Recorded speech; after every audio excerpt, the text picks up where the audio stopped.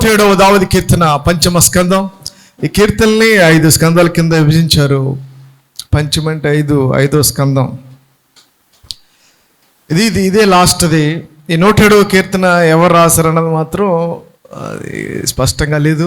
కొంతమంది దావీదు అంటారు, కొంతమంది మోషే అంటారు.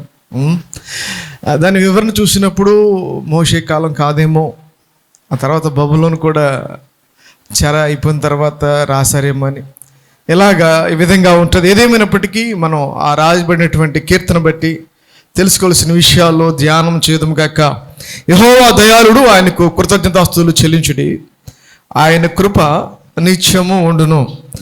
ఈ 107వ కీర్తన ముఖ్య సారాంశం ఏంటంటే కృతజ్ఞతాస్తుతులు చెల్లించాలి. చెప్పండి ఒకసారి అంతానే.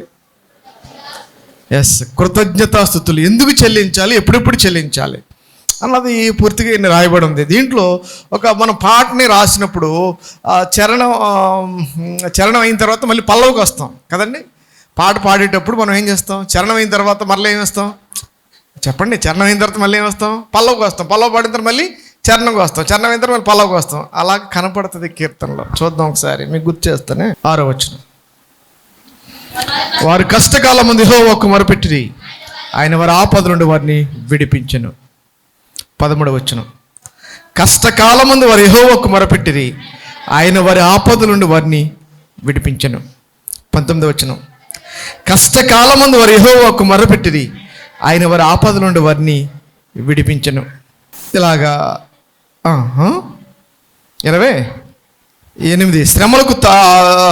శ్రమకు తాళలేక వారు యెహోవాకు మొరపెట్టిరి, ఆయన వారి ఆపదల నుండి వారిని విడిపించెను. అలాగా కంటిన్యూషన్ వస్తుంది. సేమ్ మరొక వచనం కంటిన్యూషన్ వస్తుంది. చూడండి ఒకసారి. 8వ వచనం. ఆయన కృపను బట్టి నరులకు ఆయన చేయు ఆశ్చర్య కార్యములను బట్టి వారి యెహోవాకు కృతజ్ఞతలు చెల్లించుదురుగాక. 15వ వచనం. ఆయన కృపను బట్టి నరులకు ఆయన చేయు ఆశ్చర్య కార్యములను బట్టి వారి యెహోవాకు కృతజ్ఞతలు చెల్లించుదురుగాక. 21వ వచనం. ఆయన కృపను బట్టి నరులకు ఆయన చేయు ఆశ్చర్య కార్యములను బట్టి వారి యెహోవాకు కృతజ్ఞతలు చెల్లించుదురుగాక. 31. ఆయన కృపను బట్టి నరులకు ఆయన చేయు ఆశ్చర్యకార్యములను బట్టి వారి యెహోవాకు కృతజ్ఞతలు. ఇది మెయిన్ వచ్చింది అన్నమాట. అది నేను చదివించినటువంటి రిపీట్గా వచ్చింది కదండి. ఒకే సెంటెన్స్ రిపీట్గా వచ్చింది. అంటే దాంట్లో ఆత్మీయ అర్థం చాలా ఉంది. ఏమిటి ఆత్మీయ అర్థం?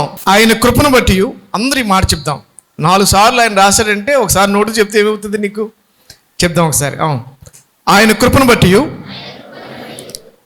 నరులకు ఆయన చేయి ఆశ్చర్యకార్యమును బట్టి వారి యెహోవాకు కృతజ్ఞతాస్తుతులు చెల్లించుదురుగాక.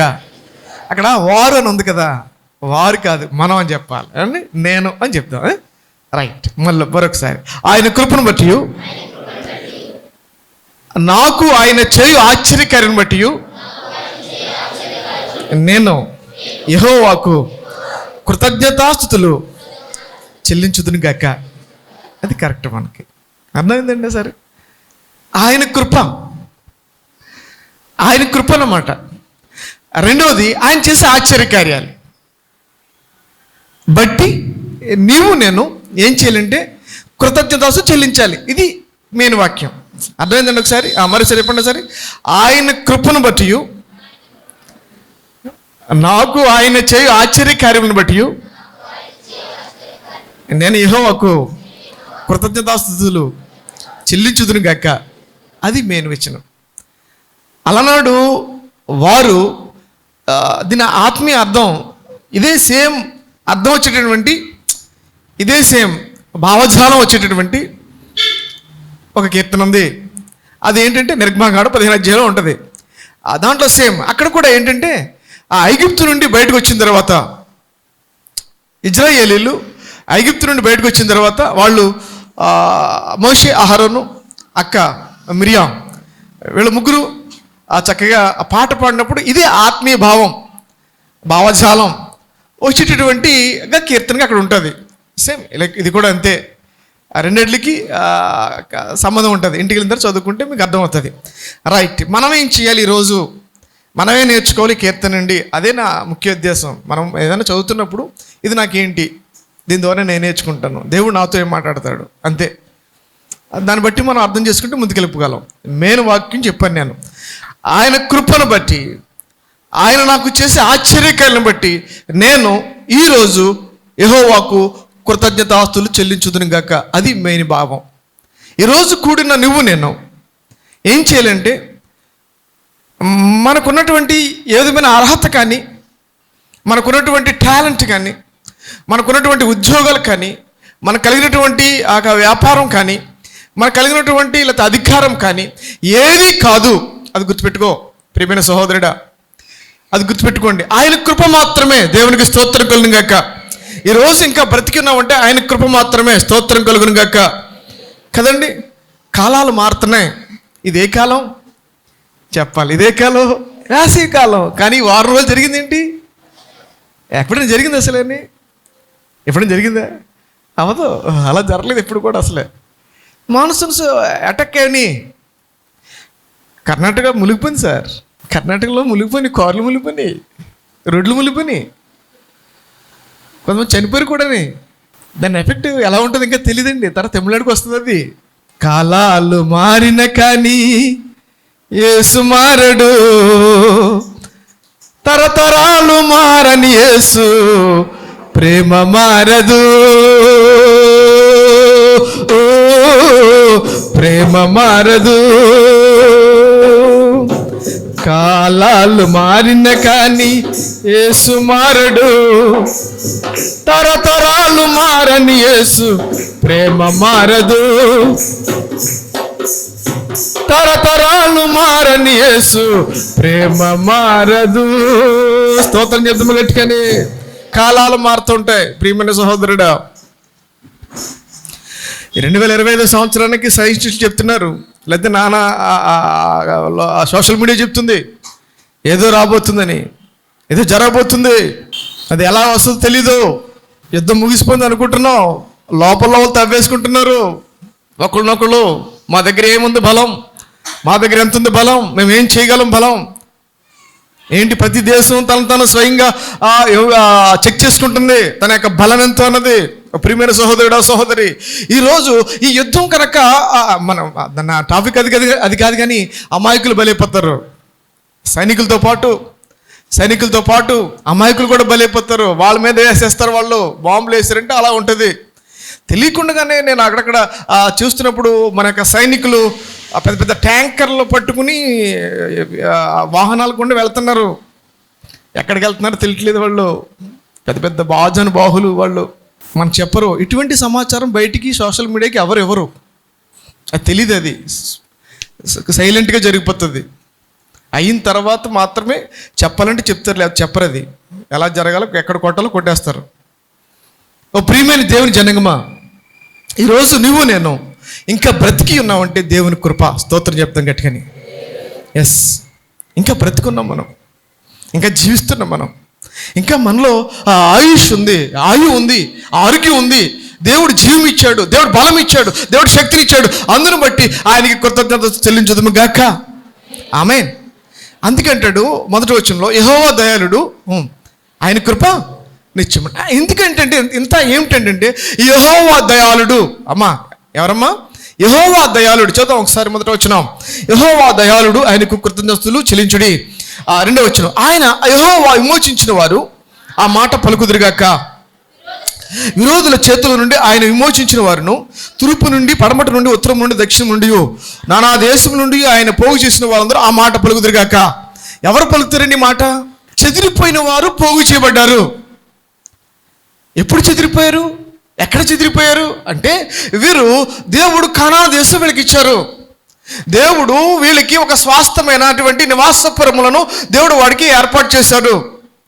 దేవుడు వారిని ప్రత్యేకమైనటువంటి గోత్రానికి లేకపోతే వంశానికి దేవుడు వారికి ఏం చేశాడంటే ఒక ప్రత్యేక స్థలాలని దేవుడు ఏర్పాటు చేశాడు. అయితే వారు దేవుని మాట, దేవుని ఆజ్ఞను విసర్జించడం వలన, ఆజ్ఞకు లోబడకపోవడం వల్ల ఏం చేశాడంటే దేవుడు మరలా వీళ్ళందరినీ ఏం చేశాడంటే 70 సంవత్సరాలు నెబుకద్నెజరు అనగా బబులోను దేశానికి చెరగేలిపోయారు. అర్థమవుతుందండి? సపోజ్ ఈ వాడపల్లి గ్రామం ఉంది, నీకు ఒక సొంత గృహం ఉంది, సొంత ఇల్లు ఉంది, ఆస్తులు ఉన్నాయి అనుకోకండి. అంటే మా ఉదాహరణగా చెప్తున్నాడు. మళ్ళీ అందరినీ తీసుకెళ్ళిపోయారు ఎక్కడికో. మరి మళ్ళీ అందరినీ వాడపల్లం గ్రామాన్ని ఓ దిక్కుని పెట్టలేదు. గమనం చేసుకో ఒకసారి. ఈ వాడపల్లం పరంగా తీసుకెళ్ళిపోయి నిన్ను ఒక చోట్ల పెట్టలేదు. మరి ఎక్కడ పెట్టారు? ఈ హౌస్ని తీసుకెళ్ళి హైదరాబాద్లో పడేశారు. ఈ హౌస్ని తీసుకెళ్ళి ఈ కుటుంబాన్ని తీసుకెళ్ళి ఇంకో ఎక్కడికో వైజాగ్, తూర్పు, అక్కడ పడమర, అంటే విడిపోయారు, చెదరపోయారు.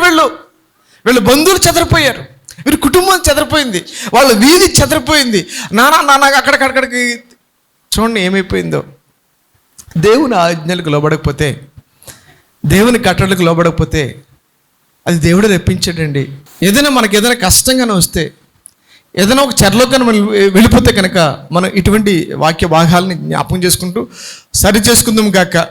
సరి చేసుకోవాలి. ఎందుకంటే వీళ్ళంతా చెదిరిపోయారండి. అప్పుడు అంటున్నాడు, ఎప్పుడైతే 70 సంవత్సరాలు అయిపోయిందో, యెహెజ్కేలు ఇర్మియా గారు ప్రవచించిన ప్రవచనం, ఇర్మియా గారు ప్రవచించారు 70 సంవత్సరాల తర్వాత మరలా నేను తిరిగి తీసుకుని వస్తానని. దాని కొరకు దానియేలు గారు ప్రార్థన చేశారు. దాని తర్వాత ఎజ్రా, నెహెమ్యా, తర్వాత జెరుబ్బయలు, వీళ్ళ నాయకత్వంలో వీళ్ళంతా కూడా ఏంటంటే బబులోను దేశం నుండి మరలా తిరిగి కానాను దేశానికి వాళ్ళు తిరిగి రావడం జరిగింది. అప్పుడు అన్నమాట ఈ చెదరిపోయిన వాళ్ళంతా కూడా మరలా ఏంటంటే హైదరాబాదు, లేకపోతే వైజాగ్, లేకపోతే ఎక్కడ వేరే మన రాష్ట్రానికి చెదిరిపోయిన వాళ్ళంతా కూడా తిరిగి వాడపాలెం వస్తే ఎలాగుంటుంది? స్తోత్రం చెప్పండి గట్టికని. ఆ విమోచింపబడిన వారు యెహోవా దయాళుడు, ఆయన కృప నిత్యముండును గాక అని అంటారంట. అని అంటారంట వాళ్ళు. ప్రభువా మేము చెదిరిపోయాం, ప్రభువా మేము బబులోను చెరలోకి వెళ్ళిపోయాం. అంతే కదండి. మరి దానియేలు, షడ్రకు, మేషకు, అబేద్నెగోలు ఎక్కడున్నారు? వారి ఫ్యామిలీస్ ఎక్కడున్నారు? వీళ్ళు ఎక్కడున్నారు? ఒకసారి అర్థం చేసుకోండి ఒకసారి. వాళ్ళ ఫ్యామిలీస్ మనకి కనబడతాయా? షడ్రకు, మేషకు, అబేద్నెగో ఉన్నారు కదా, దానియేలు వీళ్ళంతా అలా వెళ్ళిపోయిన వాళ్ళే. వాళ్ళ ఫ్యామిలీస్ ఎక్కడ కనపడవు. వాళ్ళు ఎక్కడున్నారో తెలీదు, వాళ్ళు ఏం చేస్తారో తెలీదు, ఎవరో ఎక్కడున్నారో ఏం తెలీదు. నెహెమ్యా, ఎజ్రా, వీళ్ళంతా ఎవరు? వాళ్ళు ప్రియమైన దేవుని జనంగమా, ప్రియమైన దేవుని సహోదరుడా, చెదిరిపోయిన నిన్ను నన్ను కూడా తిరిగి ఆయన యాకం చేశాడు. దేవునికి స్తోత్రం కలుగును గాక. చెదిరిపోయిన బ్రతుకులు మనవి. ఒకసారి కుటుంబం చెదిరిపోతూ ఉంటుంది. భార్య దిక్కుని, భర్త దిక్కుని, బిడ్డల దిక్కుని, బంధువుల దిక్కుని, దూర ప్రాంతాలు వెళ్ళిపోతూ ఉంటారు. ఒకేసారి విడిపోతూ ఉంటారు. దేవుని మహాకృపను బట్టి దేవుడు మన కుటుంబాలని కలుపును గాక.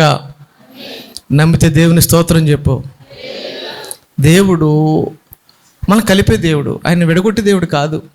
ఒకసారి మన తప్పులను బట్టి, మన పాపాలను బట్టి, మన దోషాలను బట్టి, మన అతిక్రమం బట్టి, మన యొక్క అపరాధములను బట్టి చెదరగొడుతూ ఉండొచ్చు. ఒకసారి చెదరగొడుతూ ఉంటాడు. కానీ ఒక పని చేయాలి నువ్వు నేను. అందుకే 4 సార్లు చదివించు. వారు కష్టకాలమందు కదా, చదవండి ఒకసారి. వారు కష్టకాలమందు యెహోవాకు మొరపెట్టిరి, ఆయన వారి ఆపదల్లో నుండి వారిని విడిపించాను. అదే మనకి చరణం, పల్లవి అన్నమాట. అది వారు కష్టకాలమందు, చెప్దాం ఒకసారి. వారు కష్టకాలమందు యెహోవాకు మొరపెట్టిరి, ఆయన వారి ఆపదలో నుండి వారిని విడిపించెను. అంటే చెదరిపోయిన నిన్ను నన్ను ఆయన యాకం చేశాడు. అందును బట్టి దేవునికి కృతజ్ఞతలు చెల్లించుదుము గాక. నెంబర్ 1 అర్థమైందండి. ఒకసారి చెదరిపోయిన నిన్ను, నీ కుటుంబాన్ని, నిన్ను, నీ బంధువుల్ని, నిన్ను, నీ గ్రామస్తుల్ని, నిన్ను, నీ సంఘాన్ని దేవుడు యాకము చేయనుగాక. స్తోత్రం చెప్పు ఒకసారి. ఏ కుటుంబంలో అయితే ఇలా విడిపోయి ఉన్నారో, ఏ కుటుంబంలో అయితే ఇంకా మాట్లాడుకోకుండా ఆ విరోధ భావాలు కలిగి ఉన్నారో, ఏ కుటుంబంలో అయితే మరి వారు ఇంకా వారి యొక్క పాత కక్షలతోటి, అసూయతోటి ఉన్నారు, దేవుడు ఆ కుటుంబాలన్నింటినీ కూడా ఏకము చేయునుగాక. ఒక పని చేయాలి. అప్పుడు వారు కష్టకాలమందు దేవునికి మొరపెట్టండి, ఆయన వారి ఆపదల నుండి వారిని విడిపించునుగాక. కష్టకాలం వచ్చింది, శ్రమకాలం వచ్చింది.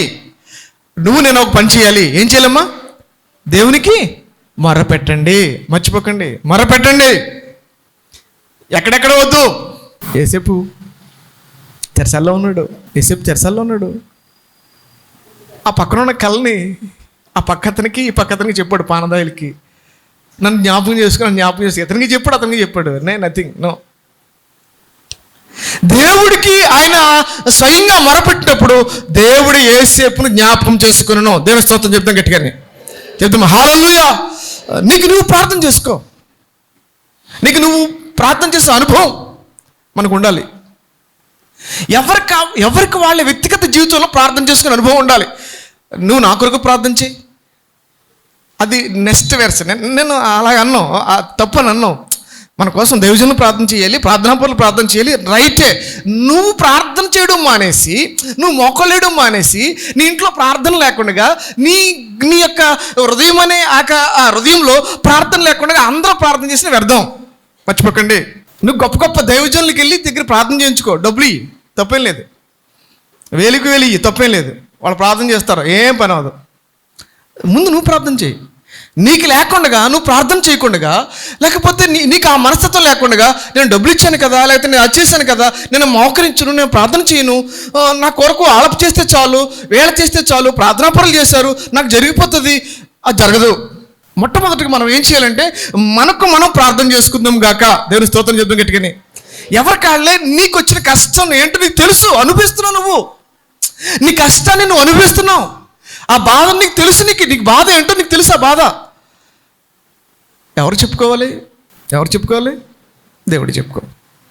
కష్టకాలమందు వారు యెహోవాకు మొర్రపెట్టిరి. కష్టకాలమందు వారు యెహోవాకు మొర్రపెట్టిరి, ఆయన వారి ఆపదల నుండి ఆయన విడిపించెను. దేవునికి స్తోత్రం కలుగును గాక.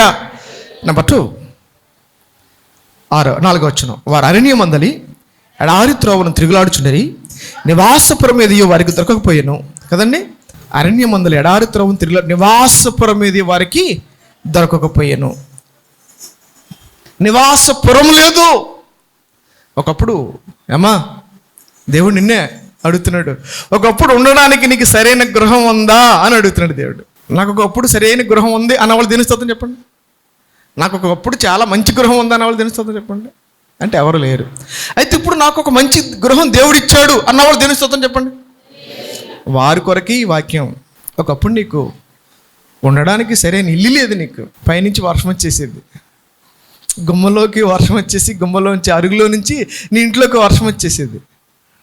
తాటాకిల్లు చుక్కలు పడిపోతూ ఉండి, బంగాళా పెంకిళ్ళు పడిపోతూ ఉండేది, కారిపోతూ ఉండేది, డబ్బులు లేవు, ఎలాగా వేసవికాలం వచ్చేస్తుంది అని బాధపడితే నువ్వు ఈరోజు దేవుడు చక్కని పక్కా బిల్డింగ్లు అనుగ్రహించినందుకు సమస్త మహిమ ఘనత ప్రభావం దేవదేవునికి కలుగును గాక.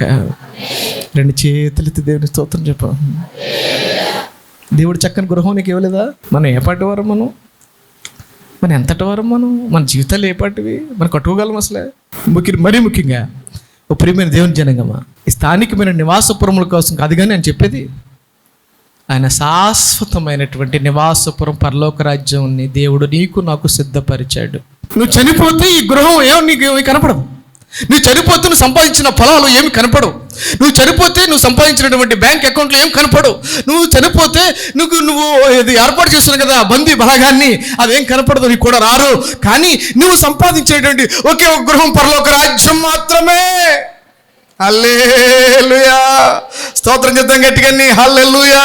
మనం కష్టపడేది మన భక్తి, లేకపోతే మన ప్రార్థన, లేకపోతే మనం చేసేటువంటి పరిచర్య కానీ ఏదైనా ఉందంటే కనుక ఈ లోకంలో సంబంధించిన భౌతికమైన ఆశీర్వాదాలు కానే కాదు. ప్రియమైన దేవుని జనంగమా, గుర్తుపెట్టుకోండి. ఎవరు ఏ ప్రసంగాలు చేసినా, ఎంతమంది వచ్చి ఆత్మీయులు బోధించినా మర్చిపోకు, నీకు నాకు ఒకే ఒక గృహం, అది పరలోక రాజ్యం మాత్రమే. చెప్పు, దేవుని స్తోత్రం చెప్తాం. దాన్ని సంపాదించుకుందామండి మనం ఈ రోజుని. మనం ఈ రోజుని. అది కావాలి మనకి, అక్కడికి వెళ్ళాలి. మనకి ఒక శాశ్వత గృహం మనకు కావాలి. యేసయ్య నిన్నుకు నాకు సిద్ధపరుచుతాడు. చెప్దామా హల్లెలూయా. ఆయన సిద్ధపరిచే దేవుడు. యేసయ్య నేను ఉన్నాను, స్థలం సిద్ధపరిచి వెళ్తున్నాను, కలవరపడకండి. పరలోక రాజ్యాన్ని గురించి ఆయన చెప్పాడు. అది రెండవది.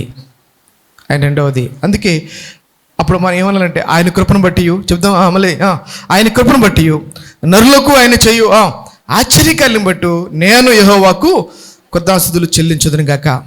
9వ వచనం.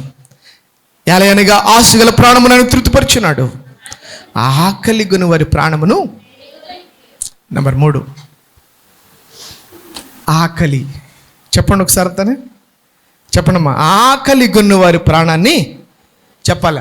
ఆకలి గొనిన వాని ప్రాణాన్ని ఏం చేశాడంటండి? మేలుతో నింపాడంట. స్తోత్రం కలుగును గాక. అమ్మా, ఒకప్పుడు తినడానికి తిండి, కట్టుకోవడానికి బట్ట ఉందా నీకు? సరిగ్గా సంపాదించేవాడువా? కడుపు నిండా అన్నం ఉండేదా నీకు? ఈరోజు దేవుడు నీకు కడుపు నిండా నీకు సమృద్ధిని ఆహారం ఇస్తున్నందుకు దేవుని స్తోత్రం చెప్దాము. హల్లెలూయా. సమృద్ధిమైన ఆహారం ఏం కావాలి నీకు? సమృద్ధి అయిన ఆహారం దేవుడు నీకు ఇస్తున్నాడు నీకు.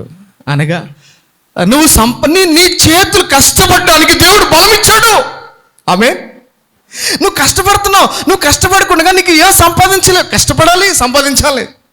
ఆ కష్టపడడానికి కావాల్సినటువంటి ఆరోగ్యాన్ని ఆయన ఇచ్చాడు. స్తోత్రం చెప్దామా గట్టిగాని? ఎస్, అవును ప్రియులరా.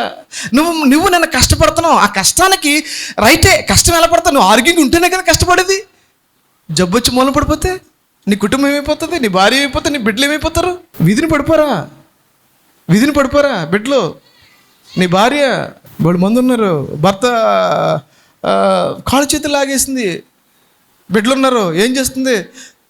నెలంతా కష్టపడితే 3,000 ఇస్తారంట. 3,000 నెలంతా కష్టపడితే 3,000 ఎక్కడ సంపాదిస్తుంది? బోర్ నేడుస్తుంది, అప్పుల పాలైపోతుంది, ప్రతి నెల అప్పు ఇవ్వడమే. ఏంటిది పరిస్థితి? ఓ ప్రియమైన దేవుని జనంగమ్మా, ఆయన నీకు ఆహారం ఇస్తున్నాడంటే దాని అర్థం, వెనకాల అర్థం ఏంటో తెలుసా? నీకు ఆయన ఆరోగ్యాన్ని ఇచ్చాడు. దేవుని స్తోత్రం కలుగును గాక.